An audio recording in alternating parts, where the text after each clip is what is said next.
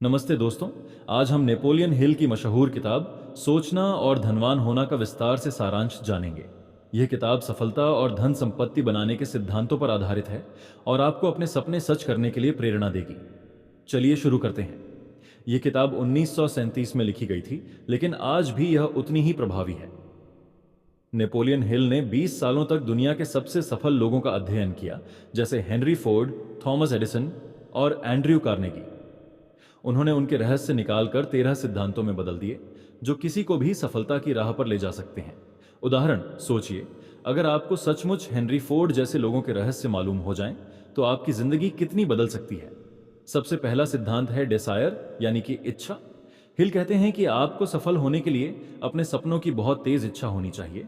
यह सिर्फ एक ख्याल नहीं, बल्कि एक जलती हुई इच्छा होनी चाहिए जो आपको आगे बढ़ने के लिए मजबूर कर सके। उदाहरण जैसे कि धीरू भाई अंबानी के पास एक जलती हुई इच्छा थी अपने सपनों को सच करने की। उन्होंने कभी भी पैसे की कमी को अपने रुकने का कारण नहीं बनने दिया। दूसरा सिद्धांत है फेथ, यानी कि विश्वास।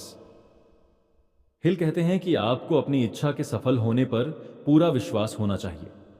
यह विश्वास आपके विचार और क्रियाओं में दिखना चाहिए। उदाहरण सचिन तेंदुलकर ने अपनी पूरी जिंदगी क्रिकेट के प्रति विश्वास के साथ जी, और उन्होंने साबित कर दिया कि अगर विश्वास मजबूत हो तो सपने जरूर सच होते हैं। तीसरा सिद्धांत है आत्मसंवाद। हिल कहते हैं कि आप अपने मन को सकारात्मक सोच और विचारों से भरें। रोज सुबह और रात को अपनी इच्छाओं और सपनों को आत्मसंवाद के जरिए अपने मन में डालें। उदाहरण एक बिजनेसमैन अपनी कंपनी की ग्रोथ के लिए रोज आत्मसंवाद करता था और धीरे धीरे उसकी कंपनी बढ़ने लगी। यह सब मन की शक्ति का प्रभाव है। चौथा सिद्धांत है स्पेशलाइज्ड नॉलेज, यानी कि विशिष्ट ज्ञान।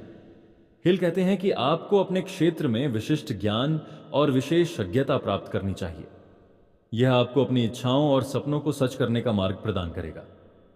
उदाहरण अगर आप एक डॉक्टर बनना चाहते हैं तो आपको उसी क्षेत्र का विशिष्ट ज्ञान और प्रशिक्षण लेना पड़ेगा, तभी आप सफल हो सकते हैं। पांचवां सिद्धांत है इमेजिनेशन, यानी कि कल्पना। हिल कहते हैं कि आप अपने सपनों को कल्पना के जरिए वास्तविकता में ला सकते हैं। आपको अपने मन में उस सपने की तस्वीर बनानी होगी। उदाहरण एक फिल्म मेकर अपने फिल्म के सपने को कल्पना के जरिए विजुअलाइज करता है और फिर उसे मूवी के रूप में बनाता है। छठा सिद्धांत है ऑर्गेनाइज्ड प्लानिंग, यानी कि संगठित योजना। हिल कहते हैं कि आपको अपनी इच्छाओं को पूरा करने के लिए एक संगठित योजना बनानी और उसे फॉलो करना होगा।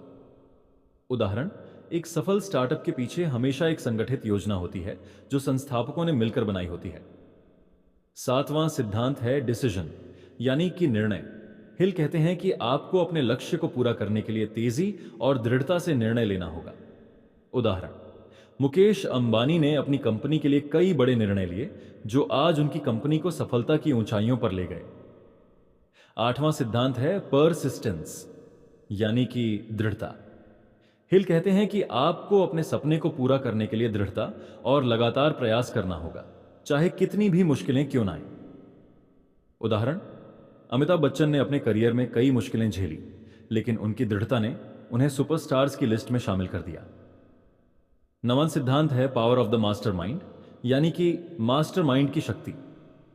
हिल कहते हैं कि आपको सफल होने के लिए ऐसे लोगों के साथ काम करना चाहिए जो आपके लक्ष्य के प्रति समर्पित हो और आपको समर्थन करें। उदाहरण एक सफल बिजनेस के पीछे हमेशा एक स्ट्रांग टीम और मास्टरमाइंड की शक्ति होती है। 10वां सिद्धांत है the mystery of sex transmutation, यानी कि सेक्स एनर्जी का रूपांतरण। हिल कहते हैं कि इस एनर्जी को क्रिएटिव और कंस्ट्रक्टिव चीजों में बदलकर आप सफलता प्राप्त कर सकते हैं।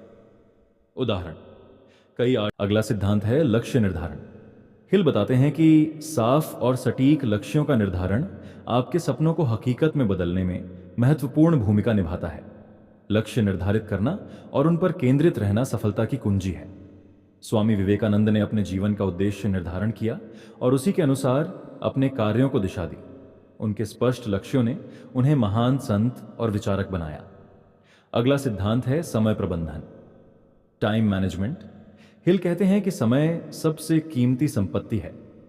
इसे सही तरीके से प्रबंधित करना आवश्यक है ताकि आप अपने लक्ष्यों को समय पर प्राप्त कर सकें। लता मंगेशकर ने अपने करियर में समय का सही प्रबंधन किया। जिसके कारण वे भारतीय संगीत की सुर साम्राज्य बनी। उन्होंने अपने समय को अनुशासन के साथ विभाजित किया और महानता प्राप्त की। अगला सिद्धांत है आत्मविश्लेषण। हिल कहते हैं कि आपको समय समय पर अपना आत्मविश्लेषण करना चाहिए। इससे आप अपने कमजोरियों और ताकतों का पता लगा सकते हैं और उन्हें सुधारने के लिए योजना बना सकते हैं। उदाहरण डॉ एपीजे अब्दुल कलाम ने हमेशा आत्मविश्लेषण पर जोर दिया। वे नियमित रूप से अपने कार्यों और लक्ष्यों की समीक्षा करते थे और उसी के अनुसार अपने प्रयासों को दिशा देते थे। अंतिम सिद्धांत है प्रेरणा। हिल कहते हैं कि प्रेरणा आपके अंदर की वह शक्ति है जो आपको अपने लक्ष्यों की दिशा में आगे बढ़ने के लिए प्रेरित करती है। अपने अंदर की प्रेरणा को जागृत रखना अत्यंत महत्वपूर्ण है। उदाहरण, अमिताभ बच्चन ने अपने करियर में कई मुश्किलों का सामना किया, लेकिन उनकी अंदरूनी प्रेरणा ने उन्हें बार बार खड़े होने और सफलता प्राप्त करने की प्रेरणा दी।